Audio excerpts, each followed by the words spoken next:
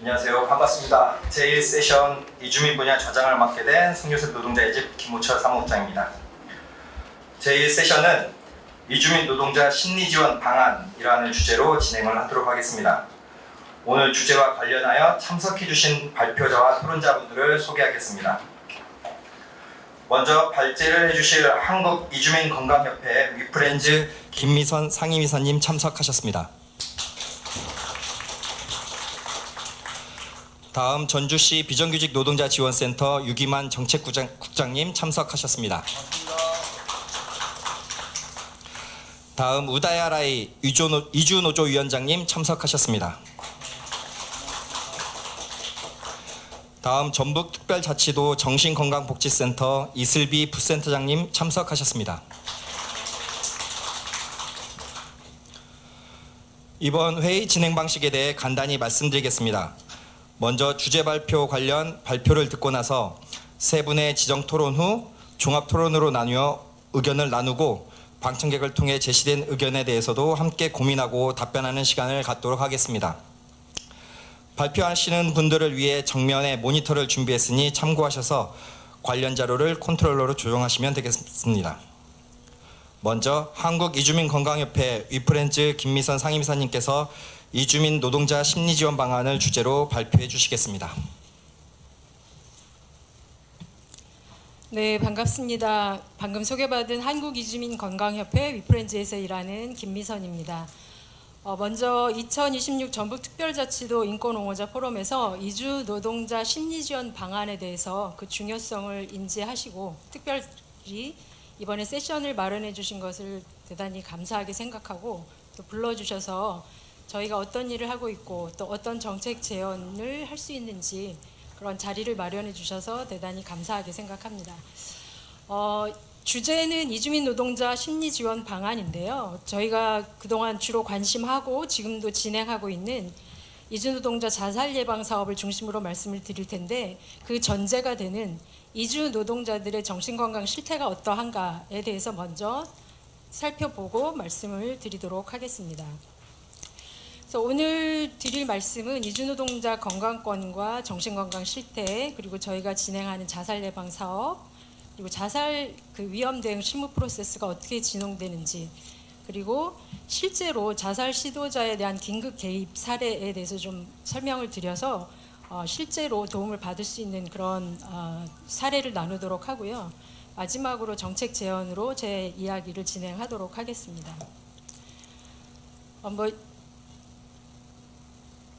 아시는 대로 지금 2025년 현재 국내 체류 외국인이 한 278만 명 계속 늘어나고 있는 숫자인데 국가 데이터처가 발표한 2025년 이민자 체류 실태 및 고용 조사 결과를 보면 2025년 5월 기준으로 그러니까 15세 이상 국내 상주 외국인은 169만 명이라고 나와 있고요.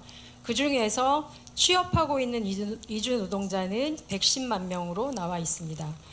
그런데 이 중에서 50인 미만 소규모 사업장에 종사하고 있는 사람들이 78.9%, 거의 80% 가까이가 소규모 사업장에서 일하고 있는 것으로 나타났습니다. 그러다 보니 굉장히 건강과 산재에 취약한 노동 환경에서 일하는 많은 노동자들이 산재 발생의 위험을 안고 있습니다. 그래서 2024년만 해도 산업재해가 9,219명 산재 사고자가 발생을 했습니다. 그런데 이 산업재해의 75%는 제조 건설업에서 발생을 하고 있고 그중에서 가장 많은 사고가 끼임 사고인 것으로 국회 국정감사 자료에서 나와 있습니다. 그래서 산재 유형 중에 최다 비율을 차지하고 있고요. 5인 미만 사업장에서는 매년 2,000명 이상, 또 5인에서 49인 사업장에서는 매년 4,000명 이상의 산재가 발생하는 것으로 나타났습니다. 그러니까 이주노동자 정신건강을 이야기하기에 이분들이 어떤 생활, 노동 환경에서 살아가고 있는가를 확인하기 위해서 이런 자료들을 먼저 보고요. 그 다음에 정신건강 위기와 자살 위험을 좀 살펴볼 텐데요. 저희가 2020년부터 경년으로 이주노동자들 정신건강 실태 조사를 했습니다. 그래서 총 414명의 설문을 했고 72명 심층 인터뷰를 했고 그런데 그 조사 결과가 좀 심각한 것으로 저희가 파악을 했는데요. 4명 중 1명 이상이 중등도 이상의 우울을 경험을 했고 24% 이상, 그러니까 4분의 1 가량이 자살 사고, 그러니까 자살에 대한 생각을 했거나 시도를 하려고 했거나 뭐 이런 자살 사고 경험 비율을 갖고 있었습니다. 조금 더 구체적으로 들어가 보면 여성이 남성보다 자살 사고 위험이 3.33배 높았고요. 그리고 농림축산업 이 부분이 굉장히 지금 전북도에서도 좀 주목해서 보셔야 될 것 같은데 제조업 대비해서 농림축산업에 종사하는 이주 노동자들의 자살 사고 위험이 거의 7배 가량 높은 것으로 나타났습니다. 그리고 건강보험 미가입된 이주 노동자들이 가입자 대비 자살 사고 확률이 7배를 넘는 것으로 나타났습니다. 또한 근무 시간이 1시간 증가할 때마다 자살 사고 보고를 위험할 수 있는 증가율이 3% 이상 늘어나는 것으로 저희 조사 결과 나타났습니다. 그다음에 그럼 이런 정신건강 위기 상황에 있는데 얼마나 의료 서비스를 제때 받을 수 있고 또 그런 지원을 받을 수 있는가를 살펴보면 사실은 이주 노동자들 그리고 이게 2025년 이민자 체류실 및 고용조사에서 나온 것인데 이주민의 경제적인 어려움 중 병원비 부담으로 진료를 받지 못한 것이 36.2%로 1위를 차지했습니다. 그러다 보니 아파도 병원을 못 간다라고 하는 게 가장 큰 원인으로 의료비 부담이 이주 노동자는 54.1%로 나와 있고요. 내국인과 비교하면 내국인은 21.2%가 의료비 부담 때문에 병원을 못 간다 이렇게 얘기하는 반면 굉장히 높은 비율로 나타나고 있는 것을 알 수 있습니다. 그다음에 시간 부족을 원인으로 꼽는 것은 이주 노동자들 경우는 37.4%에 비해서 내국인은 39.4%. 그러니까 바뀌어 있는 거죠. 내국인 같은 경우는 아파도 못 가는 게 시간이 없어서 못 가는데 이주 노동자들 같은 경우는 아파도 비용 때문에 못 간다라고 하는 걸 극명하게 보여주는 자료입니다. 제가 이 자료에는 못 넣었는데 이제 전북자치도에서 조금 보셔야 돼서 찾아봤더니 이런 자료가 있었습니다. 일단 전북자치도는 아시는 대로 농축산업 비중이 약 15%로 대표적인 농도 지역으로 그렇게 분류가 되어 있더군요. 그래서 좀 자료를 찾아보니까 그렇게 되어 있고 전북 내 이주노동자 주요 집중지역이나 특성을 살펴봤더니 이게 제가 자료를 찾은 거에서 봐서 잘 맞는 건지는 모르겠습니다만 틀리면 여기 계신 분들께서 좀 수정해 주시면 좋을 것 같습니다. 그래서 군산, 익산, 김제는 주로 제조업 중심. 그래서 주로 E9 비전문 취업자들이 많이 몰려 있고 그다음에 정읍이라든가 고창 부안은 시설 채소 과수농업 그래서 이주 노동자들이 급증하는 추세이다라고 하는 자료가 있습니다. 그래서 여기에는 주로 계절 노동자 그리고 농번기 단기 집중하는 현상을 보이고 있습니다. 그리고 완주 진안 임실에는 산간 축산 과수 주로 산간 축산 이런 이제 현장이다 보니 극단적인 고립 환경을 보여주고 있고 그리고 이런 것은 특별히 이제 의료나 교통의 사각지대에 있고 정신건강을 좀 위협 요소로 작용하는 것으로 그렇게 나타났습니다. 그리고 남원, 순창, 장수 이쪽은 축산업, 약초농업 그리고 지원기관이 전무하다라고 나와 있는데 이것들도 확인해 주시면 좋을 것 같습니다. 그래서 이런 지역은 미등록 가능성이 상당히 높고 위기 시에 접근이 불가하다라고 하는 것을 좀 살펴볼 수 있었습니다. 그래서 전북자치도에서 나타나고 있는 농촌에서 주로 산재 혹은 사망 사례와 정신건강 위험 구조를 보면 실제 사례들은 이제 토론하신 유기만 선생님께서 더 자세히 말씀해 주실 것이기 때문에 제가 찾아본 이제 자료들은 이렇게 넣었고요. 그래서 전북특별자치도에 있는 특히 농촌 이주 노동자들의 복합 요인을 살펴보면 농축산업에 종사하는 앞에서 제가 설명했듯이 저희가 정신건강 실태조사한 결과를 보면 농축산업에 종사하는 노동자들이 자살사고 위험이 높다고 했었잖아요. 제조업보다. 그러니까 농축산업에 많이 종사하고 있는 전북도에 있는 이주 노동자들은 그런 위험성이 더 크다라고 저희가 짐작해 볼 수 있고요. 그리고 건강보험 미가입한 미등록 이주 노동자의 경우에는 자살사고 확률이 더 높을 수 있다. 특히 이제 산간이나 농촌에 고립되어 있을 때 위기 시에 접근하거나 또 도움을 요청하는 것이 어렵다라고 하는 것이 굉장히 위험 요인으로 작용하고 있습니다. 여기에 대해서 이제 고용허가제 노동자 같은 경우에는 사업장 변경의 자유가 없음으로 인해서 강제노동이나 인권 침해에 굉장히 많이 취약하고 이런 것들이 결과적으로는 정신건강을 굉장히 악화시켜서 극단적인 선택을 하는 대로 내모는 경향이 있다라고 보여집니다. 그래서 저희들이 이제 실태 조사를 하고 또 실제 사례들을 접하면서 저희들이 내린 잠정적인 결론은 이주 노동자의 자살은 산재이자 사회적 타살이다라고 말할 수밖에 없을 것 같습니다. 그러면 이러한 상황에서 이제 저희 단체는 1999년부터 활동을 하고 있는데요. 주로 이주 노동자의 건강권은 인권이다라고 하는 것을 모토로 건강권과 인권을 위해서 활동하고 있는데 2020년부터 그 자살 예방 사업을 시작을 했습니다. 이것은 코로나 시기에 굉장히 많은 이주 노동자들이 고립되고 또 갑자기 해직되고 임금체불되고 이러면서 굉장히 열악한 상황에서 거의 죽음에 대한 공포까지 가지고 있으면서 그런 시기를 거치면서 정신건강이 굉장히 악화되었기 때문에 그리고 또 그 당시에 신문지상에서 많이 보도되었던 이주 노동자들의 자살 사례 이런 것들을 보면서 우리가 뭔가 해야 되겠다라고 하는 그러한 응답적인 차원에서 이제 정신건강 실태조사를 시작을 했습니다.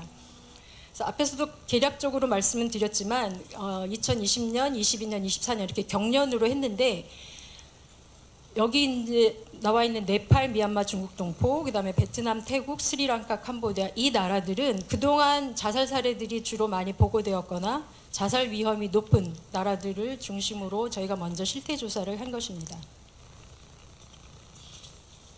여기서 앞에서도 잠깐 간략하게 그 결과를 말씀드렸지만 조금 더 그 세부적인 내용을 말씀드리면 아까 여성이 남성보다 자살 사고 위험이 높다고 말씀을 드렸고요.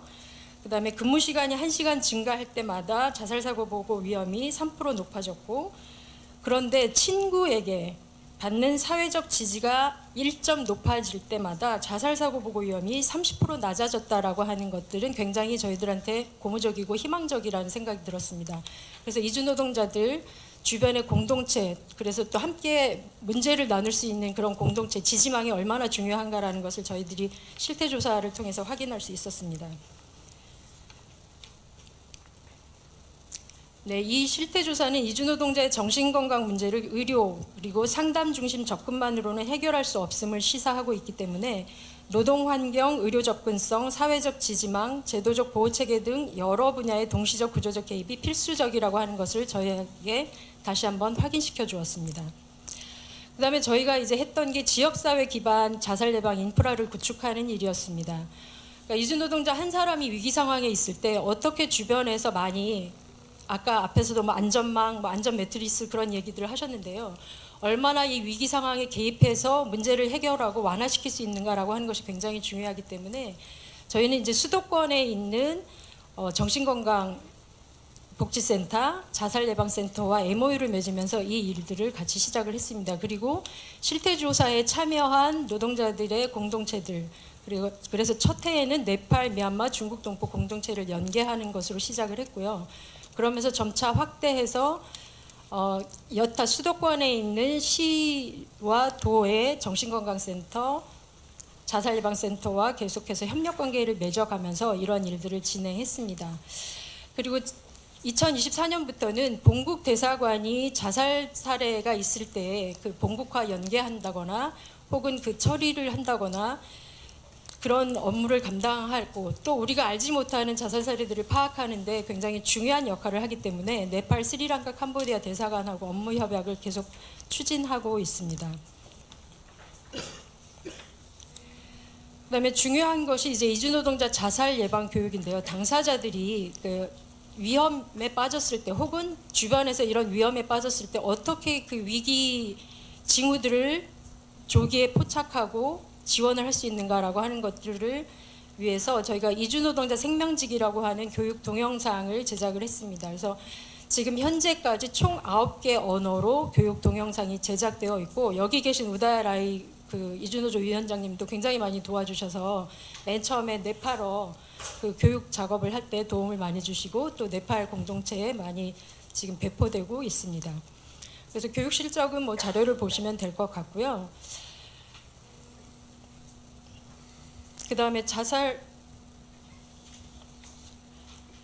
위험에 대응하는 실무 프로세스, 저희가 매뉴얼을 만들었습니다. 그래서 사실은 가장 이제 어려운 것이 사례를 발견했을 때 어디로 연결을 해야 될지, 그리고 혹은 상담을 하다가 이상 징후를 발견했다고 하더라도 이것이 혹시 그런 건가 아닌가라고 하는 것들이 굉장히 파악하기가 힘든데, 그런 것들을 위해서 저희가 이제 이 프로세스를 매뉴얼로 만들었는데, 일단 사례 발견입니다. 첫 번째는 기초 상담을 통해서 위험도를 파악하는 것인데요. 가장 이제 중요한 게, 그리고 이주민 상담을 할 때 어려운 것이 언어 문제이지 않겠습니까? 그래서 사실은 언어가 잘 되지 않을 때 그 통역 지원을 받을 수 있도록 그런 것들이 좀 원활하게 제공이 되어야 될 것 같고, 지금 현재 우리가 활용할 수 있는 그런 통역 센터들을 통해서 그 상담을 할 수 있도록 저희들이 연계를 하고 있습니다.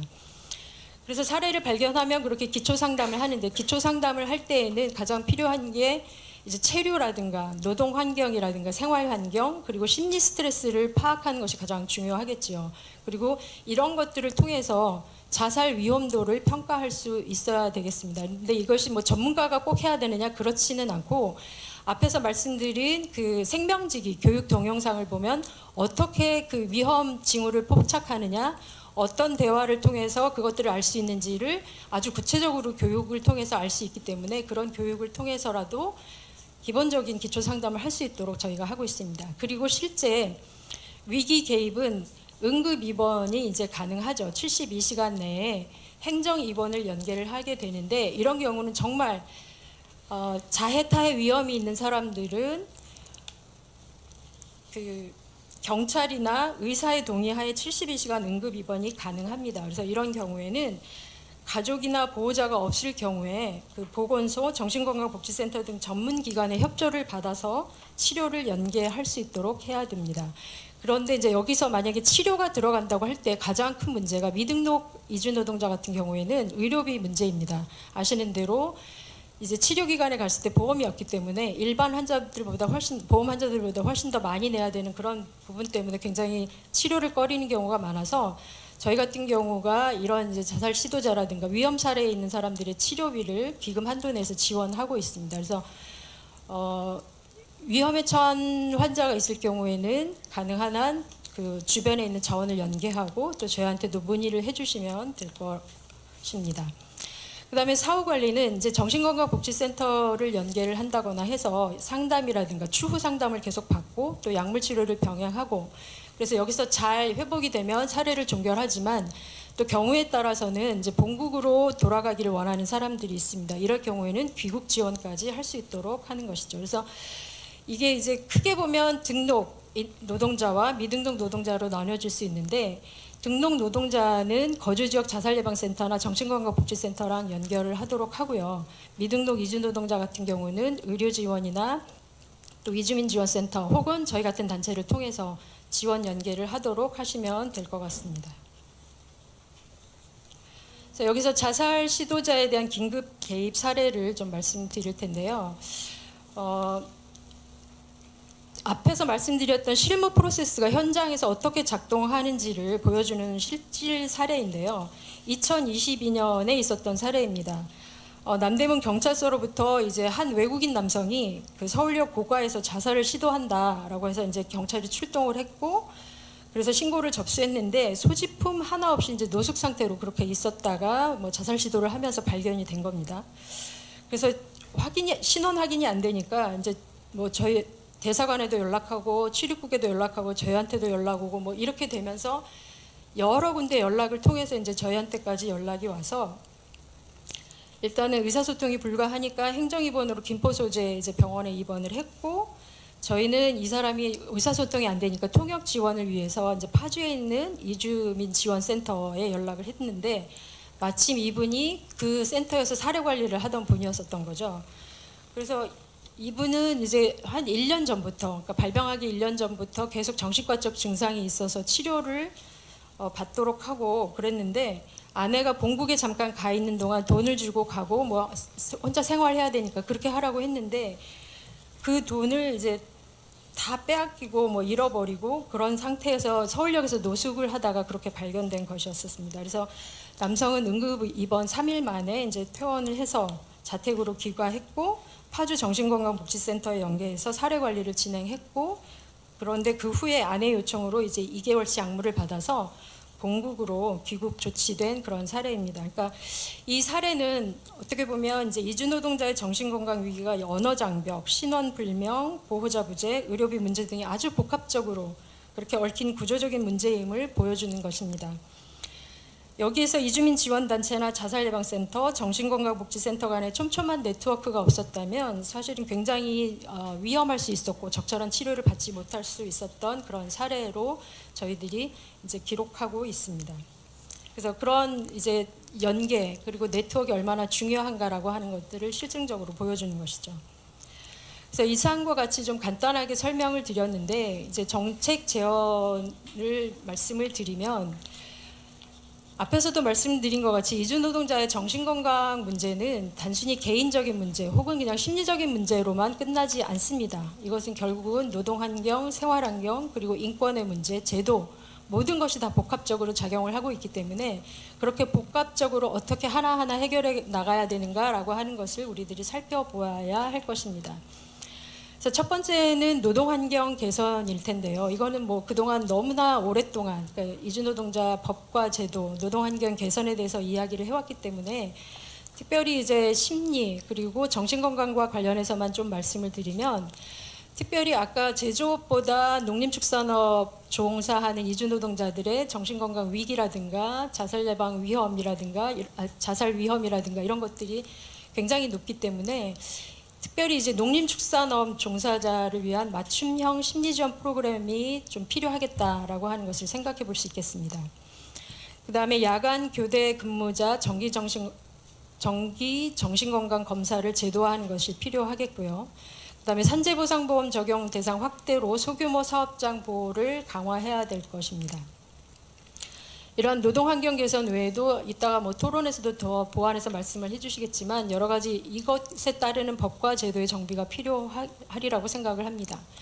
그 다음에 두 번째로는 의료 접근성 강화입니다. 앞에서도 말씀드렸듯이 건강보험이 없는 사람이 있는 사람보다 자살사고 위험이 7배나 높다고 하지 않았습니까? 그러니까 그런 것을 보면 사실은 의료 보장, 의료 서비스 접근성이 얼마나 되느냐 마느냐에 따라서 정신건강이라든가 자살사고 위험이 높다라든가 이런 것들이 다 밀접하게 연결되어 있어서 정말로 이 의료보장 문제는 좀 더 깊이 그리고 굉장히 심각하게 고민해 봐야 될 것이라고 생각을 합니다. 그래서 지금은 건강보험 가입 자격이 이제 지역 가입도 의무화되어서 그렇게 되고 있지만은 실제로 이제 미등록 상태의 이주민이라든가 난민 신청자라든가 이런 분들은 건강보험에 가입할 수가 없게 되어 있습니다. 그래서 체류 자격과 무관한 건강보험 가입 보장 제도가 마련될 것이 필요합니다. 그다음에 공공의료기관 내 다국어 통역 인력을 확충해서 실제로 위기 상황에 처했을 때 긴급하게 그 상황을 파악하고 그리고 의료 지원이 적절하게 진행될 수 있도록 하는 것이 굉장히 필요하리라고 생각을 합니다. 그다음에 다문화 정신건강센터 가칭인데요. 이건 뭐 다문화라는 용어에 대해서 굉장히 비판적이기 때문에 좀 이거는 뭐 나중에 바꿔도 되지만 일단은 지금은 굉장히 좀 익숙한 용어로 해서 이렇게 그냥 가칭으로 해보았습니다. 지금까지는 어떻게 보면 이주 노동자들의 산재 그리고 사고 그리고 신체 건강 이런 문제에 굉장히 많이 집중을 해서 그동안 많은 서비스도 개발되었고 여러 가지 이제 제도들도 마련이 되었긴 하지만 정신건강 문제는 아직까지는 뭐 거기까지 어떻게 생각을 하겠어 여력이 없어 라고 생각하는 경향들이 굉장히 많이 있죠. 그러나 지금부터 우리는 이런 것들을 좀 준비하고 면밀히 검토해야 된다라는 생각을 해봅니다. 왜냐하면 이미 뉴스에서 많이 보도됐다시피 이주 노동자들이 사업장 이동의 자유 제한으로 자살하는 사례들이 늘고 있고 또 여러 가지 사례들로 인해서 자살하는 사례가 늘고 있기 때문입니다. 최근에 저희가 이제 그 정신건강 실태 조사를 한 것에 이어서 작년부터는 심리 부검을 하고 있는데요. 그러니까 자살 사망 원인 조사를 하고 있는데 저희들이 거기서 발견한 것은 굉장히 젊은 노동자들, 그러니까 20대, 30대 노동자들의 자살이 늘어나고 있고, 또한 입국 초기, 예를 들면 뭐 1년 이내 아니면 아주 짧게는 3개월 이내에 자살하는 사례들이 늘고 있어서 이런 것들이 다 영향을 미치고 있습니다. 그러니까 결국은 제도와 환경과 그리고 우리가 그동안 신경 쓰지 못했던 사각지대라고 하는 이 정신건강 문제에 대해서 조금 더 면밀하게 검토해야 되는 그러한 시기가 되었다라고 생각을 해서 다문화 정신건강센터든 아니면 뭐 이주민 정신건강센터든 이런 것들이 이제는 좀 필요하지 않을까라는 생각을 해보게 되었습니다. 그다음에 세 번째로는 지역사회 공동체 기반의 지지망입니다. 공동체 기반 심리사회적 프로그램을 확대하고 출국 전후 교육 제공이 매우 필요합니다. 실제로 지금 뭐 네팔 같은 경우에는 출국 전 교육에 이 정신건강 문제를 같이 넣어서 자살 예방과 관련해서 교육을 추진하고 있고 지금 진행하고 있고 또 여타 다른 나라들에서도 저희들이 필요하다라고 생각을 하고 있는데요. 이런 것들이 그동안에 이제 출국하면 취업 교육해서 뭐 언어 교육하고 간단하게 작업과 관련된 것들을 하지만 여기에 중요하게 정신건강 문제 그리고 자살 예방 교육이 분명히 들어가야 된다라고 하는 것을 저희가 조금 더 강조하고 싶습니다. 그리고 언어별 공동체 공간, 종교 기반 상담소, 멘토링 네트워크 확충이 필요하겠고요. 이주민 리더 양성을 통한 또래 정서 지지 확산이 필요하겠습니다. 앞에서 봤듯이 친구의 지지가 있을수록 자살 사고 위험이 줄어든다라고 하는 것들이 시사하는 바가 되겠습니다. 그다음에 네 번째로 제도적 보호 장치인데요. 미등록 체류자 익명 기반의 의료 상담 서비스 구축이 필요하고 그다음에 두 번째로 여기 이주 노동자 사망 원인에 대한 국가 통합 데이터베이스 구축이 매우 시급합니다. 작년에도 2년 전부터 사망에 대한 그 통계들이 쭉 나오고 그 사망 원인 조사도 하고 그렇게 됐지만 실제로 이주민에 대한 정확한 통계들이 없어서 변사자 처리가 굉장히 많이 있다라는 것이 저희들에게 충격으로 다가왔기 때문에 좀 이주 노동자 사망 단순하게 몇 명이 무슨 사고로 죽었다 혹은 자살로 사망했다라는 것뿐만 아니라 어떤 원인으로 사망을 했는지 그런 것들이 조금 더 국가별로도 그리고 그 업종별로도 조금 더 구분이 되어야 되겠다 생각을 합니다. 여기에 정신건강 바우처 제도를 도입하고 공공의료기관에 이주민 전문 인력을 배치해서 이런 제도적인 미비점을 좀 보완하는 것들이 필요하겠습니다. 그다음에 다섯 번째로는 다자간 협력 네트워크를 강화하는 것인데요.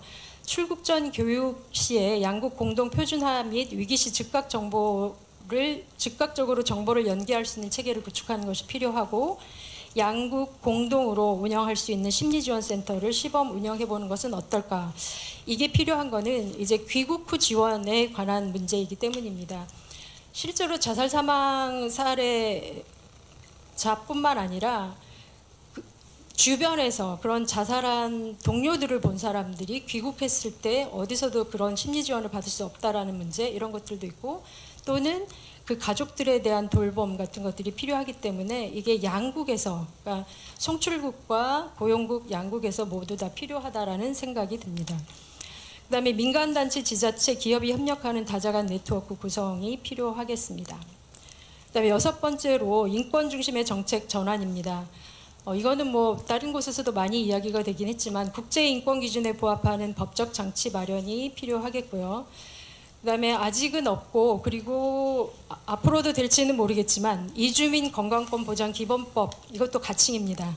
이런 것들이 좀 마련되면 어떨까 생각을 해보았습니다. 근데 사실 지금까지 보면 이주민 관련 정부 부처 중에서 가장 보수적이고 그리고 관심 없는 부서가 보건복지부입니다. 근데 보건복지부에서는 지금 하고 있는 외국인 근로자 등 의료 지원 사업 하나로만 모든 것을 다 퉁치려고 하는 듯한 그러한 경향이 있어서 이제는 이제 이주민 뭐 270만 80만을 넘어서 300만 그 이상 넘어가는 이주민 시대를 바라본다면 이주민 건강권 보장 기본법 정도는 있어야 하지 않을까라는 생각을 하고요. 그래서 여기에는 정신건강 보장과 관련한 조항도 반드시 들어가야 되겠다라는 생각을 해보았습니다. 그다음에 무엇보다 이주노동자를 동등한 사회 구성원으로 존중하는 포용적인 사회로의 전환이 필요하겠습니다. 그다음에 끝으로 이제 전북특별자치도에서 한번 해볼 수 있는 것들이 무엇이 있을까 그냥 간단하게 제가 정리를 해보았습니다. 단기로는 찾아가는 현장 심리 지원이 좀 필요할 것 같습니다. 특히 이제 농촌에 종사하는 이주 노동자들을 위해서 농번기에 농촌 밀집 지역에서 이동 상담 심리 상담팀을 운영하면 어떨까라는 생각을 해보았고요. 그것은 이제 농번기에 찾아갈 수 있는 농업 밀집 지역이 우선이 돼야 될 것 같고요. 여기에는 농업기술센터와 연계해서 해보면 어떨까 생각을 해보았습니다. 그리고 다국어 위기상담 카드도 만들어서 입국 시 배포를 하면 어떨까 생각을 해보았고요. 그다음에 중기로는 전북형 이주민 생명안전망 협약 체계를 만들어 보면 어떨까 싶은데요. 아까 기본사에 쭉 이야기를 하면서 협업에 관해서 많이 말씀을 하셨기 때문에, 그리고 또 질문하시면서 지적을 했기 때문에 이제 그런 기본사회 그리고 인권이 중심이 되는 사회 내에도 이주민이 반드시 포함되도록 하는 것들이 필요하겠다라는 생각을 합니다. 그다음에 전북 정신건강복지센터 내 이주민 전담 상담 창구를 신설할 수 있으면 좋겠다, 희망사항입니다.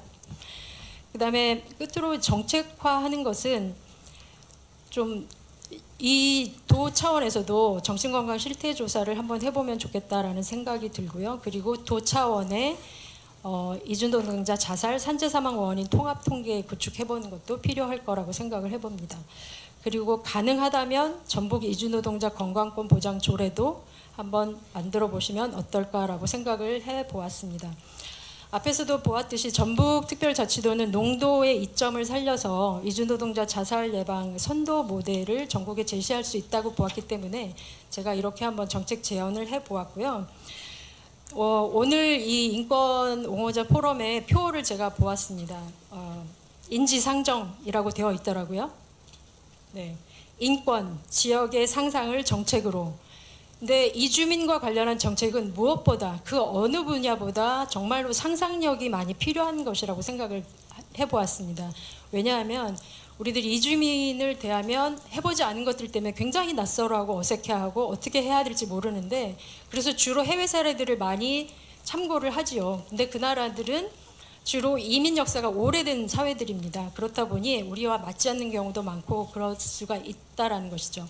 그런 차원에서 보자면 정말로 인권과 또 상상력이 이 지역을 기반으로 많이 모여져서 만들어내야 되는 게 이주민의 정책이 아닌가 생각을 해보고요. 그래서 지금은 이제 이주민의 신체 건강도 그동안 우리가 많이 관심을 해봤지만 정신 건강도 더 이상 피할 수 없는 문제다라고 하는 것을 다시 한번 강조드리면서 모쪼록 이번 포럼을 통해서 이주노동자 생활노동 또 건강권의 문제 중에서도 또 정신건강 문제도 관심을 갖고 많은 실천 방안들이 나오기를 또 희망하면서 제 말씀을 마치도록 하겠습니다. 감사합니다. 네, 긴 발표해 주신 김미선 상임이사님 감사하고 수고하셨습니다. 끝부분에 제안을 해주신 저희 지역 전북특별자치도에 대한 어떤 정책적인 제안하신 부분들 같은 경우에 상당히 뒤에 가서 저희들 충분히 여러 다양하게 논의를 할 수 있을 것 같다라는 생각이 듭니다. 기존에 있었던 어떤 고용 허가제를 통해서 들어오던 외국인 노동자들이 지금 뭐 아시는 분들은 아시겠지만 계절 노동자 분야가 어떻게 보면 지금 고용 허가제보다 더 많이 들어오는 노동자들이 되었고, 지금 전라북도만 해도 4월 달까지 계절 근로자로 들어온 외국인이 지금 6,900명이고 전국에 139개 기초지자체에서 계절 노동자를 받는데 전라북도는 14개 기초지자체 중에 전주시를 제외한 13개 지자체에서 받고 있고요. 그 중에 고창이 전국 1위로 많은 숫자를 받고 있습니다. 그래서 더 할 이야기들이 많을 것 같은데 제가 얘기만 많을 것 같고, 자 다음은 전주시 비정규직 노동자 지원센터 유기만 정책국장님께서 전북 축산농장 이주노동자 산재 사고를 중심으로 한 주제로 말씀해 주시겠습니다. 네, 반갑습니다. 유기만이라고 합니다. 일단은 한 2년 정도 산재 사고가 날 때마다 저희들이 보도자료와 성명서 기자회견을 했어요. 주요한 내용은 이거는 나서는 안 되는 사고인데 난다. 그러니 예방과 실태조사를 실시해 달라라고 하는 요구였습니다.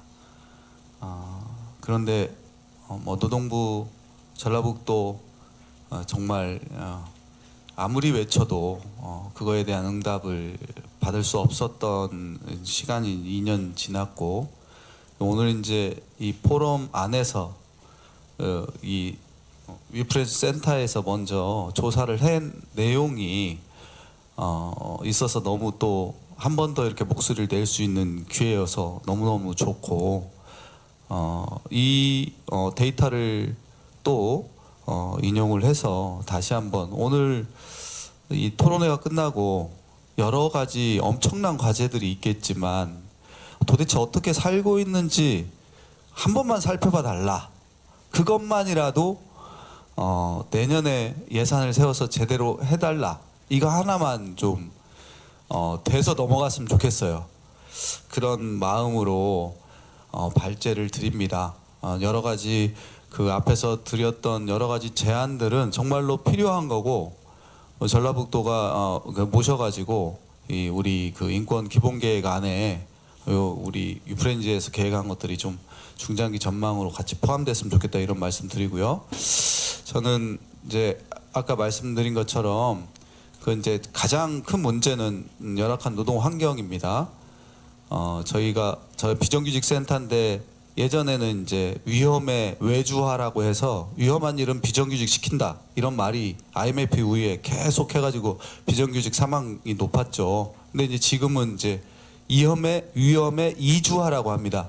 그러니까 위험한 일, 사실 말이 잘 의사소통이 안 되니까 더 위험성이 커지는데도 불구하고, 이 위험의 이주화가 왜 기업의 인력난을 해소해 줘야 된다는 그 하나의 욕구 충족을 위해서 제대로 준비되지 않고 지금 이제 지속적으로 이주노동자를 이제 이렇게 들이다 보니까 이제 결국엔 위험의 이주화가 됐고, 우리는 눈에 안 보이잖아요. 농촌도 눈에 안 보이고 제조업도 눈에 안 보이고, 진짜 우리 이 사람들 눈에는 잘 안 띄거든요. 고립되어서 있기 때문에. 그러니까 보이지 않는 존재가 돼버렸고, 정말로 죽어서 가면은 잊혀지는 존재들입니다. 그냥 죽으면은 뉴스 한번 나오고 이제 유가족이 여기서 문제 제기하는 사람도 없고, 근데 이제 그런 어떤 노동 환경 개선에 우리가 정말로 관심을 많이 가지고 되도록 해야 된다. 이것이 이제 인권과 직결된다는 것이 위프렌즈 결과 보고서의 핵심 내용이라고 저는 생각하는데, 그렇게 좀 관심을 가져야 될 필요가 있다, 이런 생각이 들고요. 아까 발제에서 농림축산업이 6.49배가 높다고 했습니다. 굉장히 높은 거고, 사실 2년 안에 좀 전라북도에 축산에서 발생한, 또 특히나 이제 축산이 이제 고립되어서 그리고 장시간 노동을 하다 보니까 그런 사고들이 이제 안전사고나 자살, 괴롭힘 사고도 많이 발생하거든요. 그러니까 이제 저희들이 이주인권 노동 네트워크를 만든 거는 25년 2월에 이제 완주의 돼지농장에서 그 질식 사고가, 사망 사고가 계기가 돼가지고 우리가 사건 터질 때마다 이렇게 모이지 말고 네트워크를 구성해서 좀 대응해보자 해서 이렇게 만들었습니다. 그때 비슷한 즈음에 전남 영암의 돼지농장에서 네팔 노동자가 괴롭힘 끝에 자살하는 사건이 있었고, 그리고 작년 12월에 정읍의 이제 한 돼지농장에서 관리자의 폭언 폭행으로 3명이 이제 탈출을 했죠. 탈출을 하도 사실 갈 데가 없는 게 문제입니다. 그래서 그 네팔인이 운영하는 민간 쉼터에 잠깐 머물다가 이제 그 이제 서울로 해서 이제 지금은 올라갔고, 그 다음에 비슷한 시기에 정읍에 이제 비슷한 농가에서 네팔 노동자가 자살을 했는데, 뭐 이제 자살의 원인이나 이런 거를 밝히지는 못했습니다. 성실한 노동자였다고는 하는데 죽을 이유가 정말 없는데, 이렇게만 제가 주변에 소식을 들었어요. 근데 이것도 이제 사실 본국에 송환되면 이제 끝인 거잖아요. 그리고 어쨌든 이제 이런 어떤 축사에서의 산재 사고와 그다음에 괴롭힘, 그다음에 고용, 이제 최근에 이제 하고 있는 사건 중에 또 하나가 이나인 노동자인데 일하다가 손가락이 절단됐는데 삼재 가입을 안 했습니다, 사업주가. 그래서 산재를 적용을 못 받고, 근데 사업주가 그 고용센터에 거짓말로 나섰는데 지금 치료 중인데 손도 못 움직이는데 이 사람 나섰어. 근데 내가 일을 시키는데 안 시키는데 어떻게 해? 그러니까 고용센터에서 그러면 그냥 그 해지하십시오. 계약 해지하십시오. 그래가지고 합의퇴사로 고용센터에서 처리해 버렸거든요. 그러면 이 손가락 잘린 노동자는 어떻게 해야 됩니까? 이제 이런 것이 이제 여러 가지로 이제 그 사고가 계속 발생하고 있다 이런 생각이 이렇고요. 제가 이제 좀 충격받았던 거는 이제 완주에서 이제 질식으로 중상에 빠졌다가 살아난 네팔 노동자가 있습니다. 그 노동자하고 이제 같이 택시를 타고 이동할 일이 있었는데 그분한테 이제 그분이 한 오래됐었어요. 한국에 온 지.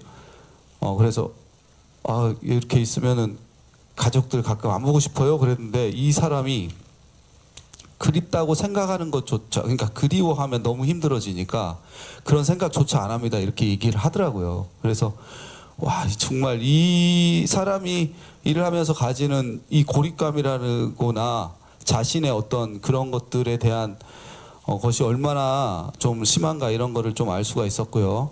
이거는 이제 대한 한돈협회가 21년도에 전국 이제 협회 회원들에게 조사한 결과인데 양돈장의 외국인 노동자 고용 현황. 지금 21년 기준으로 전체 종사자 중에 80%가 외국인 노동자입니다. 근데 지금은 더 늘었겠죠. 아마 90%까지 육박을 했을 거고 국적별로는 네팔이 한 60% 정도 지금 차지한다고 나와 있습니다.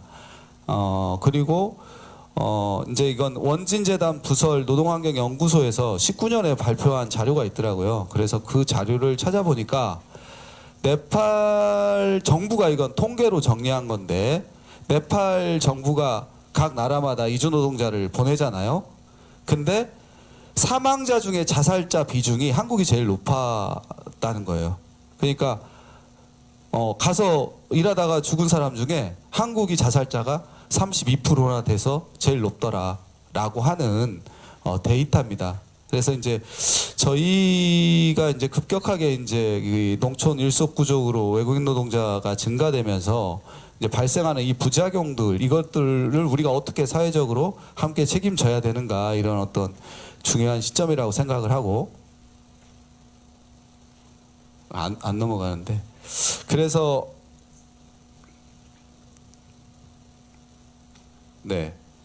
그 이제 보고서상의 주요한 스트레스 요인 중에 하나가 실망감. 생각했던 것보다 훨씬 열악하더라라는 겁니다. 농촌의 축사하는 환경이. 그다음에 너무 힘들어서 좀 아니면 여러 가지 이유로 사업장을 좀 바꾸고 싶은데 그게 너무 어렵다고 하는 데서 오는 절망감, 가족에 대한 그리움, 그다음에 여러 가지의 차별로 오는 모멸감, 그다음에 장시간 노동을 통한 고립감과 외로움, 그리고 기타 등등의 이제 어디에 구제를 요청할지도 모르고 외출도 잘 못하게 하고 하는 기본권이 이제 보장되지 않는 이러한 것들이 이제 주요 스트레스 원인으로 그 보고서에는 보고를 하고 있습니다. 법제도적으로는 이제 우리 그 노조 위원장님께서 말씀하시겠지만 어쨌든 사업장 이동의 자유가 없고 아까 이제 스트레스 주요 요인이 가장 큰 게 이제 이 노동 환경이라는데 그 중에 이제 이 노동법을 제대로 적용받지 못하고 있는 겁니다. 특히나 지금 전북 지역의 이제 농어촌 지역에는 농어촌 지역의 이주 노동자가 많음에도 불구하고 상식 노동자 5인 미만 사업장이면은 산재보험이 가입 의무가 아닙니다. 그러다 보니까 다치고 나면은 당사자뿐만 아니라 그 이제 그 사업주도 큰 비용을 부담해야 하거든요. 그래서 이거는 행정에서 좀 적극적으로 좀 이렇게 그러니까 법의 가입 의무화를 하면 제일 좋겠습니다만 그거를 적극적으로 유도해야 된다고 생각하고 농축산업은 또 특히나 근로기준법상에 근로시간에 적용이 제외됩니다. 그러니까 그냥 막 일을 법정 노동시간을 초과해도 제재를 안 받는다는 뜻이죠. 그러니까 한 달에 한 번, 두 번 쉬고 일하는 노동자들이 많이 있고 저희가 작년에 급하게 22명 대지농장 이주노동자 실태조사를 했을 때도 일주일에 72시간씩 일을 한다는 노동자도 18%나 됐습니다. 그래서 52시간 일하는 노동자들이 주 노동 시간이 52시간 이상이라고 말한 사람들이 60%를 넘었거든요. 그래서 굉장히 많이 일을 하고 있다, 이런 거를 좀 알 수 있을 거고요. 전체적인 큰 제안은 해주셨는데 제가 지자체인데 지자차로 나왔네요. 제가 오늘 이거를 아침까지 이걸 손보았다가 어디 또 갔다 올 일이 있어가지고 저는 일단은 전북도가 정말로 우리 지금 전라북도는 유학생도 1만 명이 넘었습니다. 그리고 계절 노동자도 전국에서 탑이고, 예, 그리고 그런데 아직 이주민 인권 보호 조례가 제정이 안 돼 있는데, 이게 이제 뭐 비자에 따라서 여러 가지 뭐 유학생은 뭐 이렇게 조례를 나누어 하지 말고 헌법과 인권 선언에 기초한 이주민 인권 보호 조례를 경기도가 지금 제정되어 있는데 저희 전라북도도 좀 제정해야 되지 않은가, 이런 생각이 들고, 그리고 농어촌 지역이잖아요. 14개 시군이 진짜 장수 같은 데는 2만이 안 되는데, 이런 데서 뭔가 이주민의 인권을 사실 말도 안 되는 거죠. 그래서 계절 노동자가 많은 농어촌 지역의 특성을 반영한다면 광역 책임하에 농어촌 지역의 이주 노동자들의 인권을 좀 구제받을 수 있는 그런 체계들을 광역 책임하에 만들어야 된다라고 생각을 하고, 그리고 아까 말씀드렸지만은 체류 기간이 작은 그 체류 기간이 적을수록 이제 그런 어떤 산재 사고나 뭐 자살 사고도 많다, 이런 건데, 이런 거는 이제 실제로 정기적인 방문과 실태 조사들이 오늘 이제 좀 이루어졌으면 좋겠다, 이런 거고, 그리고 저희 지역에도 이제 각 나라별 네트워크가 있습니다. 그래서 아까도 얘기했지만 지지망 구축이 사실 핵심이잖아요. 근데 이제 이런 지지망을 구축하도록 나라별 네트워크를 적극적으로 좀 지원했으면 좋겠고, 제가 제도를 여러 가지 살펴보니까 서울 외국인 생활 살핌이라는 제도가 있더라고요. 외국인이 외국인의 생활을 살필 수 있도록 지원하는 제도더라고요. 그리고 이제 노동부가 이제 지금 막 시작하고 있는 인권 리더 해가지고 이주민 중에 인권의 문제들을 고용노동 사안의 인권의 문제들을 발굴해서 제기하면 그것을 원스톱으로 해결할 수 있는 그런 체계들을 이렇게 이제 아주 약간 다른 지자체별로 구축하고 있는데, 전북 같은 경우는 아까 이제 어떤 게 핵심 위험 요소인지 나왔잖아요. 농축산업의 어떤 이주노동자들을 대상으로 한 이런 어떤 그 전북형 좀 이주노동자 지원 어떤 정책들을 적극적으로 좀 만들었으면 좋겠다, 이런 생각이고, 그리고 계절 노동자들이 많이 오는데 사실 저는 인권의 목표가 자력화라고 하는데, 스스로가 자신의 권리를 지킬 수 있는 힘을 키운다, 이런 건데, 저희들 노동법에 근로자 참여 증진법이라는 게 있습니다. 30인 이상 기업이면 노사협의회를 구성해서 노동자 대표가 노동자들의 의견을 수렴해서 사용자들과 이야기할 수 있는 테이블을 마련하도록 법적으로 돼 있거든요. 근데 계절 노동자 저는 그랬으면 좋겠어요. 계절 노동자들이 국가별로 오더라도 그 중에 몇 명의 대표를 뽑고, 그 대표들이 각 국의 나라의 어려운 점, 그러니까 사업주들의 어려운 점을 호소할 수 있는 게 가장 친한 게 동료잖아요. 이제 그래서 지자체별로 이거는 지자체별 노사협의회 구성을 의무화하고, 지난이면 지난 뭐 이렇게 군 뭐 센터, 그리고 이제 이주노동자 대표, 그리고 반드시 인권단체와 그 전문가가 참여하는, 그래서 그 안에서 뭔가 소통해서 토론으로 해결할 수 있는 이런 것들을 좀 했으면 좋겠다는 거고, 그다음에 지금 전북도에서 계절노동자 고용주 노동인권 교육을 하고 있는데, 이게 어떻게 뭐 어떤 내용으로 되고 있는지 우리 인권 담당관실에서 점검을 좀 해달라. 그래서 정말로 꼭 들어가야 되는 계절노동자 고용주가 지켜야 되는 것들이 어떤 것들이 있는지, 어떤 사건들이 있을 때는 전라북도는 어디에서 구제를 받을 수 있는지, 이런 것들이 들어오는 사람들에게 반드시 전달이 될 수 있도록 하고, 사업주뿐만 아니라 계절노동자에 대한 노동인권 교육도 실시되었으면 좋겠다, 이런 의견들을 말씀드리고 토론 마치도록 하겠습니다. 네, 유기만 국장님 발표 수고하셨습니다. 지금 저희가 이주 노동자들의 심리 지원, 정신 건강 관련해 가지고 이야기를 하고 있는데 특징이 축산 농장 노동자들 이야기가 많이 나오고 있습니다. 왜일까요? 축산 농장 일단 합법적으로 외국 이주 노동자뿐만이 아니지만 합법적으로 감금 격리가 가능합니다. 방역법이라는 이유로, 그 조건으로. 그리고 축산 농장 중에서도 많이 언급된 게 돼지 농장이 됐습니다. 축산 농장 하면 한우 농장, 돼지 농장, 닭, 흑염소, 오리 등등이 있을 텐데 왜 돼지 농장들이 이렇게 주로 언급이 되고 있을까요? 지나다니면서 이렇게 다니다 보면 돼지 농장들이 길가에서 잘 보이지 않습니다. 한우 농장들은 그래도 큰 외곽도로들 타고 운전하고 다니시다 보면 주변에서 자주 보게 되는데 돼지 농장들은 더 깊숙한 곳에, 더 산속에 있다라는 점들이 있겠죠. 이어서 다음은 우다야라이 이주노조 위원장님께서 제목이 좀 셉니다. 우리는 죽으러 오지 않았습니다.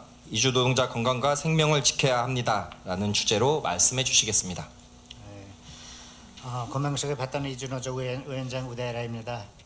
어떻게 보면 이 제목이 너무 과하다, 이 정도는 아니다, 안기라고 그렇게 생각 들 수도 있어요. 오늘 여기 사업주들이 또 있었으면 좋겠는데요. 우리 이주노동자 아까 발제자께서도 얘기했지만 이주노동자들 이주민들이 280만 명 지금 육박하고 있고 이제 그보다 더 인창 증가할 겁니다. 그보다 더 증가할 거고 이 한국계는 이주노동자들이 지금 필요할 수 없는 상황의 조건이 그렇게 돼 있고 지역 소멸, 또 인구 부족, 또 노동력 부족 이런 문제 겪고 있기 때문에 아까도 여기 이주에서 정주로 가야 한다, 그 정주로 봐야 한다 그런 식으로 얘기도 나오는데 이제는 진짜 정주로 정주할 겁니다. 앞으로는 계속해서. 그래서 그런 상황인데 또 이 법제도라든가 이런 심리 상태 이주노동자들의 상황들이 보면은 아주 어렵습니다. 어렵고 한국이 진짜 이게 선진국이 진입했다라고 하는데 진짜 선진국이냐라는 의심할 정도로 이주노동자들 상황은 너무 어렵습니다.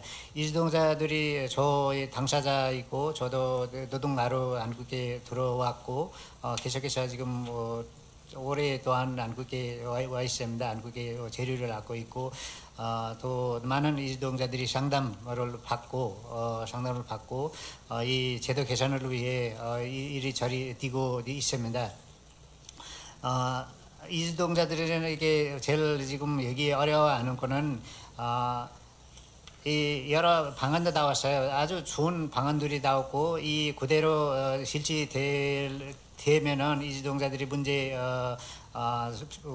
겪지 않을 겁니다. 이런 문제들이 앞으로 사라질 건데 이런 게 이주노동자들이 실제로 여기서 건강하게 또 안전하게 살기 위해는 사업주들이 또 정부도 이 노동자 같은 인간이다, 사회 구성원이다라고 생각을 해야 되고 지금 이 노동자들은 지금 국적이 다르다고 또 언어가 다르다고 또 아주 고립된 지역에서만 일만 해야 된다, 일만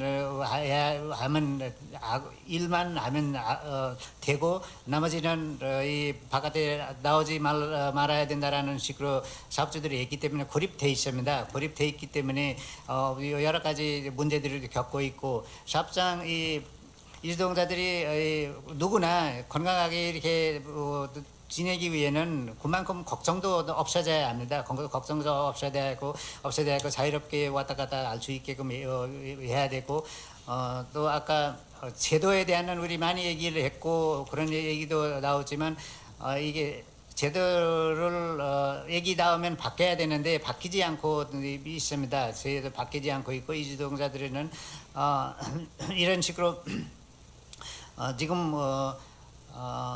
있는